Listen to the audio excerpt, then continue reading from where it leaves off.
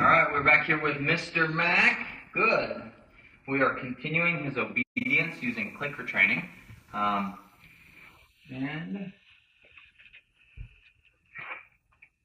this is part of how things go. We're going to show you how we've kind of made some progressions. It starts with marking behaviors, then we add the cue, and then we can use that cue and reward the dog for responding to what we're asking. So Mac has made some pretty good progress with some of these things. He is trying to figure out what we want, and we're going to only reward him at this point when we ask for something, because he's got a pretty good understanding of a few different things. Once we've worked through the things that he does know, then we're going to try and teach him something that he doesn't know. So you can see a little bit of the new progression with, again, a new cue, a new behavior. So we'll get his feet moving. Good. And we're going to ask, sit. Good. Turn my clicker around. Good boy. Good boy. And we're going to ask him to come over here and kennel. Good. We are still helping him. I'm leading him one way or the other. Come on. Come on. Yeah. Good. Sit. Good boy. We can get another one here. Sit. Good boy. Good. Come back over here. Come on. Kennel. Good. Come on. Kennel. Good boy. Good boy. Okay. Now, as he gets continuously better at this, that's where we need to add variable reinforcement. Cannot stress this enough. As he gets really good, we need to add that variable reinforcement. And how you do that is by only rewarding him every once in a while. We're going to click every single time. So you'll see this here. As we go through this, I'm going to ask him for a couple different things, the kenneling, the sitting, and the sitting, the kenneling. And then I will only give him the food reward after he's done a few different repetitions. Now, this is different for every single dog, every single animal. The amount of reinforcement that he is going to need is going to vary. So I may be able to get him to do 4 or 5 things. You may be able to get your dog to do 1 or 2 things or 10 things.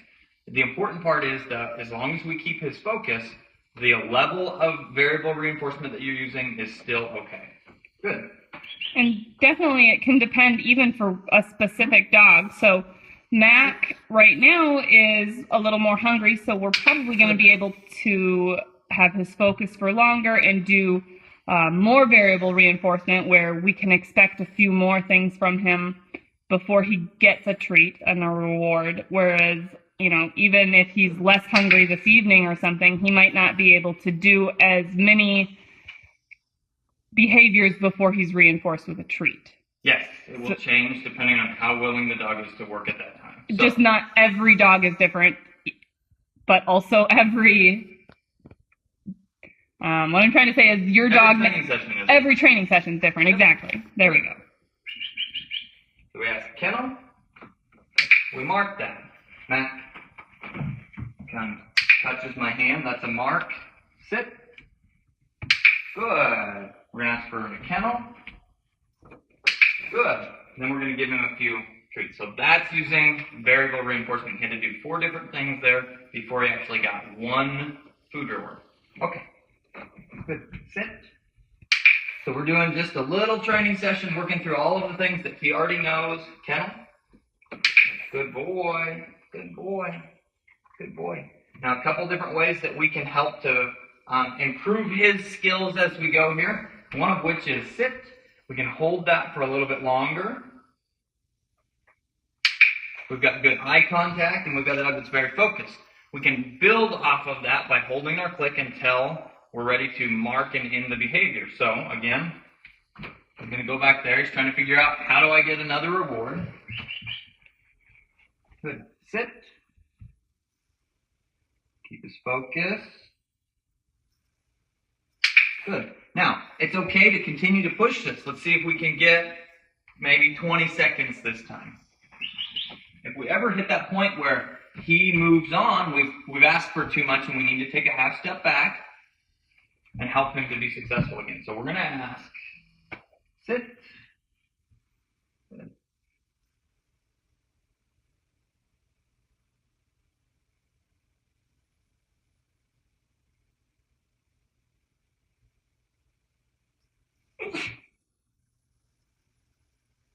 Good boy.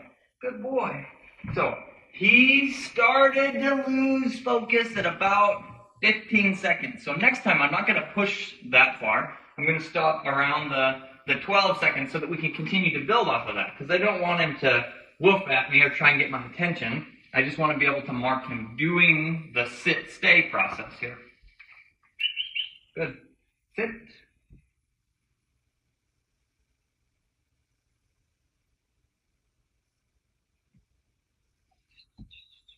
So again, too long. So we'll do a shorter one here. Good. And then we'll be able to build back up to a little bit longer. Because you could see also he looked towards his bed, and as a trainer you anticipated that he's probably going to jump on his dog bed thinking, hey, I've been rewarded for that in the past. Maybe I'll get a reward right away if I do that. So we redirected his focus to the behavior we were still asking of him, and then ended it very quickly after that. Good. So this is one way that you can add different levels of difficulty and build on the behaviors that you're teaching. Another thing, we can apply this same concept to place training. So kennel, we wait a second. Good. And then we can build off of that. Okay. Okay, come on. Good boy. We'll ask him to go back on. Kennel. Good. Okay, come on. Kennel.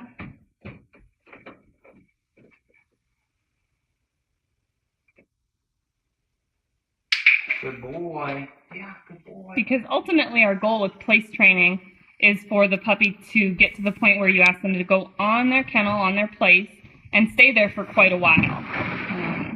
Obviously, as they get older, their focus will be longer, and we can have more expectations. Now, something new. He is not, he goes in his crate, takes naps, does those things we help him in. Every time I help him in, I start to build a behavior of him being able to go in the crate. But we actually haven't taught him to go in on cue. So we're going to work on that today. That may take a few minutes. We may make really good progress. It may take a lot longer. We're going to see what we can accomplish and see where he can get with kennel training. There's a couple different ways that we can do this, one of which is baiting. We can show him that just using the food, that if he goes in there, he can get rewarded. I'm not a huge fan of baiting, but sometimes it works, and with crate training, it seems to work pretty good because it's hard. I can lead him. Stop. Okay, so here's a great training situation. He's jumping on me a little bit, trying to get my attention, and I grabbed his muzzle to say stop. And we're done with that. And he's fighting. He's whining, he's thrashing, he's trying to get out of this. Now, we have to hold on to him until he quits or submits. I don't have to be mean to him. We don't have to hurt him. If he's crying, I'm barely holding on to his muzzle at all. I grabbed his flat collar for support, but we need to just hold on to him until he stops.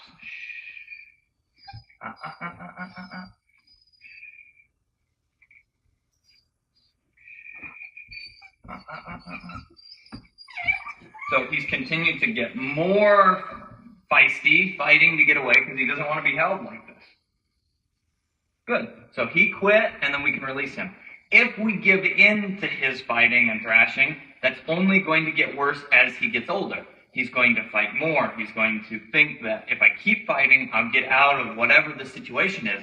And that'll transfer into any of your training down the road, or it can transfer into more of your training down the road. So this is a great example. You can also do, sometimes with young dogs, you can do things like semi-submissive holds, just rolling them onto their back and helping them to get used to this. Some dogs aren't going to be comfortable with it. You roll him onto his back like this.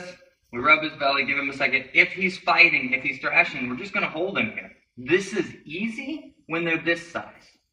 If we don't do these things and put the puppies in maybe mildly uncomfortable situations and help them to work through it and trust us, then you get a 50 or 60 pound dog that's fighting for all their worth to do simple things like trim their nails or, you know, anything. They just feel like if they're uncomfortable, they're going to get out of it by fighting, and that's not what we want. Well, a great situation that we were talking about today is we took all of our personal dogs for a fun exercise free run, and they ran through an area in the grass that had a lot of seeds.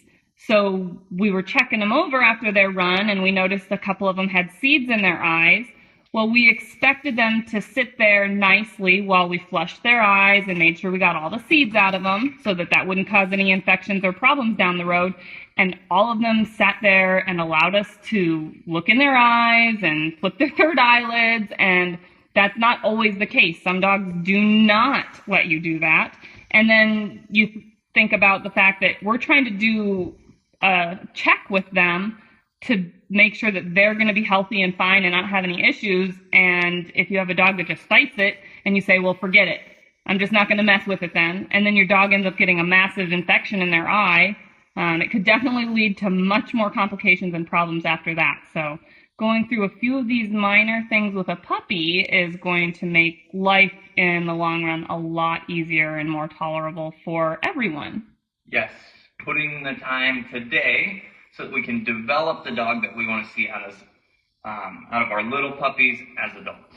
So let us start working with crate training. Now, I'm going to do a couple different things. I think I'm going to start with trying to bait him. I will give him the access to go get one kibble in the back of the crate, and we're going to mark that. We're going to see how quickly we can get away from that into him going in on his own. The other side of it is we can help lead him in there. So I've got a hold of his collar. He's used to going in at potty break times, and it looks like at the same time that Mr. Mac might be about ready to upgrade crate sizes. Good boy. Again, we're going to lead him in here. He says, finish crunching. Good. Good. Now he's used to going in his crate for naps and for any time that we have to be working or overnight he sleeps in his crate. So this isn't a completely new thing to him, but we're going to add, we are marking when he's going in now to teach him that that is a good thing, that he can be rewarded for. So that eventually we can just add the cue, ask for the behavior, and he does it without having to lead him in and help him get into his crate every single time. Do we have a medium one in the garage? No. We have one in the basement, and one in the puppy pen, and one in the kennel. Good. This will work for now. Good boy. Yeah. But doing this training session is allowing us to see that he is about ready for an upgrade, because the size of the crate that we want to see for our dogs is one that they can stand up in, turn around in, and not have a ton of extra space, which is why we started with a small, but he is growing quickly and is ready for that medium rough tough upgrade, so that he can stand up a little more comfortably in it.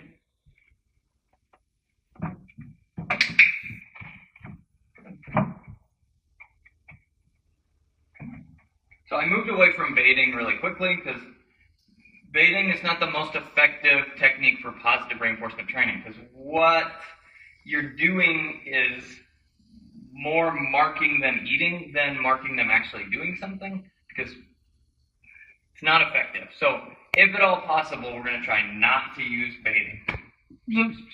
The one thing that baiting does allow us to do is show the dog that they are completely physically capable of going in that crate without being helped into the crate, because they do it completely on their own with the baiting situation. But we're getting very close with just the leading situation, and that's what we would rather be able to start marking. So you could see, I don't know how well you can see in the video. Maybe if you come over this way a little bit. I'm going to see if I can get closer without being a distraction. To start off with, I had to tug on him quite a bit, and then he would eventually go in.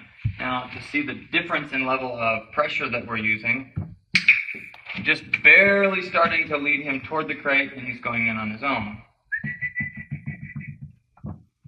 So now I'm just kind of hinting at the crate with my hand. He's looking for a treat. Good. So we'll go back to this. Here. Put your head down. Be a little easier, I think, with a bigger crate. But we're making really good progress already. Good. He resisted for just a second and then gave into that pressure. Come on. Come on. Come on.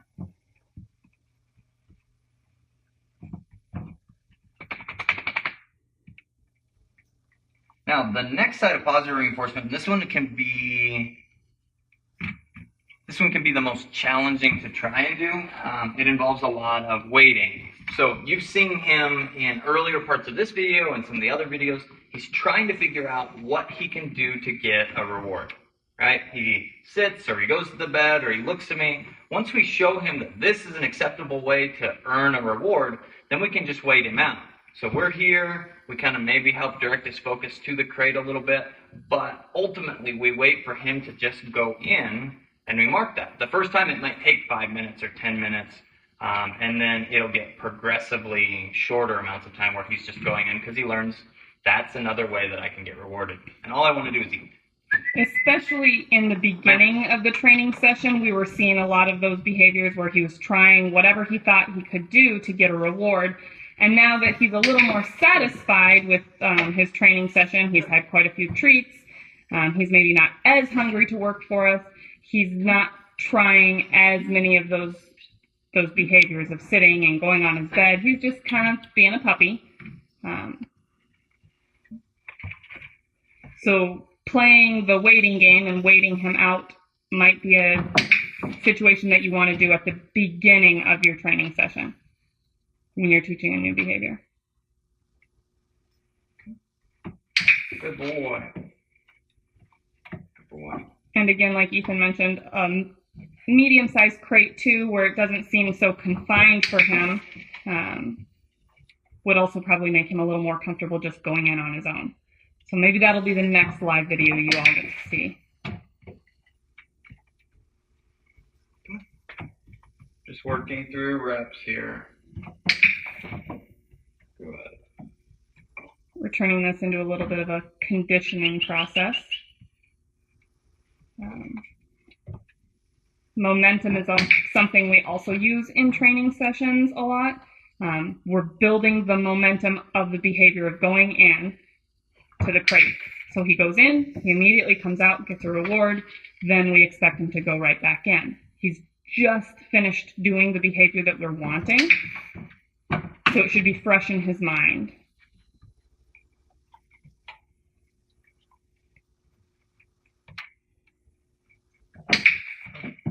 Taking very, very little pressure to lead him that direction. Good. So that is making progress in this training session. Good. I don't want to say before we just had to shove him in, but there was definitely more pressure necessary to get him to go into his crate. Mac. Mac. Come on. Come on. Come on. Right here.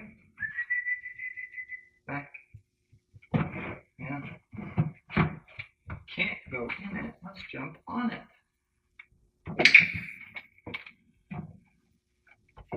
Good. You're gonna fall asleep. I'm not 12 years old. Good. Good boy. Right here, dork. Right here. Right here. Right here. Right here. It's right here. Yeah. Let's see how long it takes him to find that.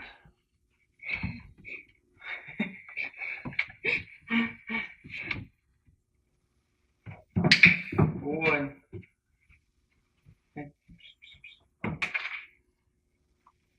Do this in here. Good boy. Yeah. One thing that baiting can do in this situation is kind of gets him in the mindset of going in the crate to maybe check for another kibble. Good. Come on. He's Nope. like, oh, found the cup of treats. Come on. So I can jump on it.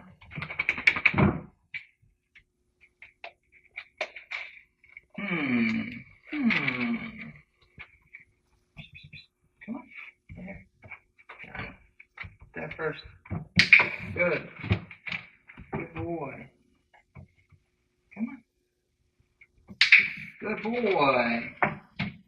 I'm going to see if I can prop this camera up so that you guys can still watch while I go try and grab a medium crate and see if that would be the trick that helps us. Good boy. Hey. There you go. Good. Hey. Right here. Come on. Good boy. Yeah. Making pretty good progress now. He's starting to understand a little better. We see the light at the end of the tunnel anyhow.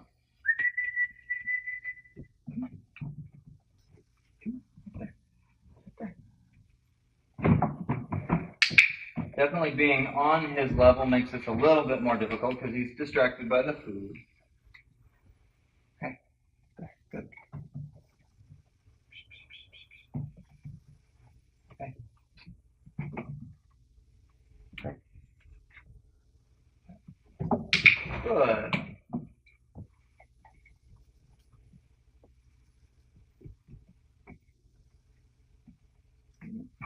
Alright, let's try bigger crate and make it a little easier for him.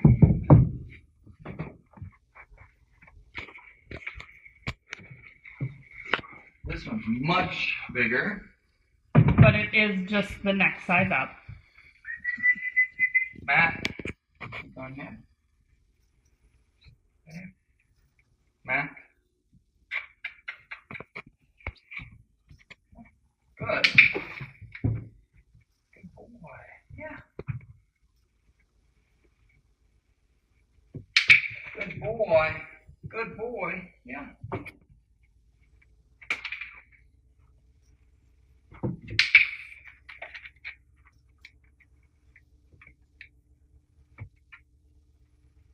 Looking for more treats. You found one in there.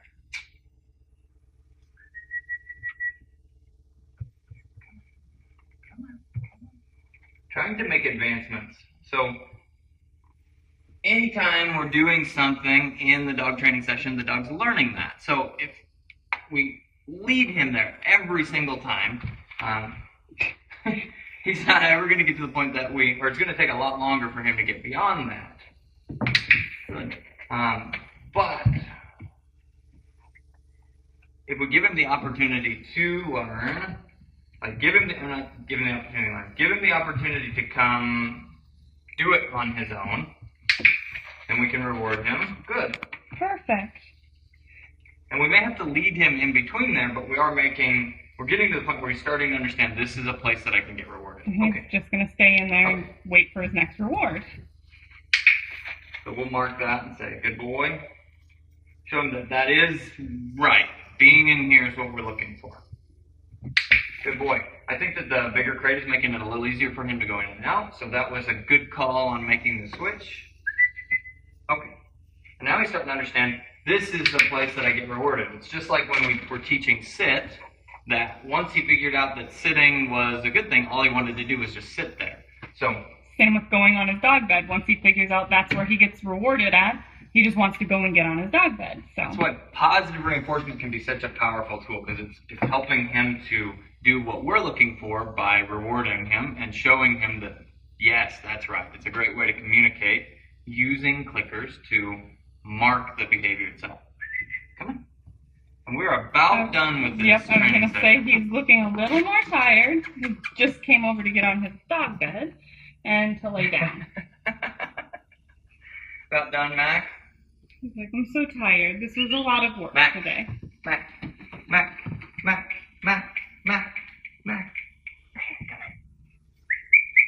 Come on. He says, I can go get on my dog bed. So we're going to finish this training session out with him with a few more reps, short ones with the jackpot. So, Mac, So I'm going to try and get out of the way, so I'm definitely not a distraction. This is another side of things too, where he's acting weird. He's not wanting to come over here. He may need to just go out to go to the bathroom. So let's try that first. That's kind of one of his tells. And he is heading towards the door. Oh, let's go on anyway. So going to the front of the door is his tell a lot of times that it's time to go out. So we're going to go ahead and do that in the middle of this training session so that we immediately pee. So watching for your puppy's signs and not ignoring them, even if you think you're in the middle of a training session or something, is really important to continue to build on success and not have accidents in the house. Good boy. Looks like we may be doing something else. Because everybody watches puppies pee and poop.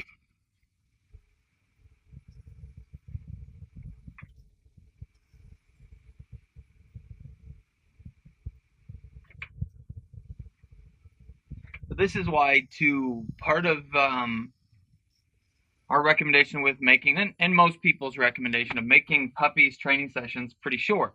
You can see that as we were asking more and more of him, trying to learn new things and everything else, he started to lose focus. It's a mentally taxing process, and mental stimulation is very important. And if we can teach our puppies from this age on that learning is a good thing, it makes learning as they get older also a good thing.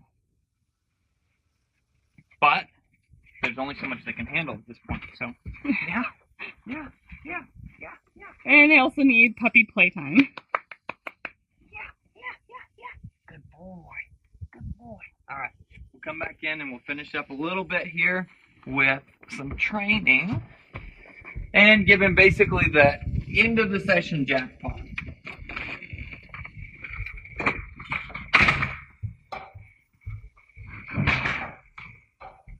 So we'll go back into our kitchen here where we can do a little bit more training. Ready? Kennel. Good. You can see that he's quite a bit more excited. I think that he was concentrating so much on not having an accident in the house that he couldn't think about doing an actual training session anymore. Sit. Hey. Sit. Good boy. Good. You want to try this again? Okay. Come on. Come on.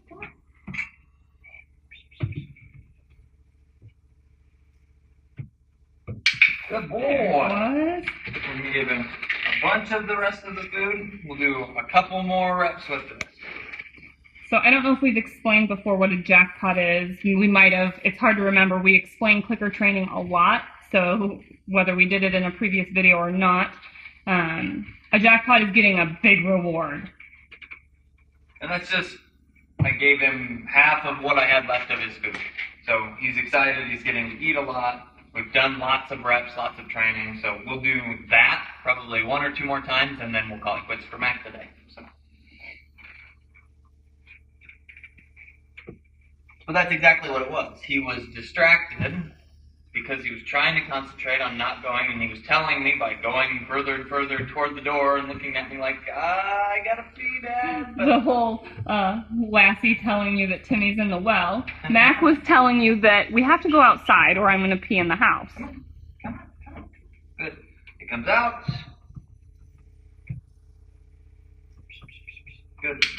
As he gets better at going in and out, which will probably be his next training session, that's where we're going to start to introduce kennel as the cue there. So this will be kennel, the dog bed is kennel. Any place we want the dog to go, we use the cue kennel. You can use whatever you want. We try and keep things simple by not overcomplicating the number of cues that we have.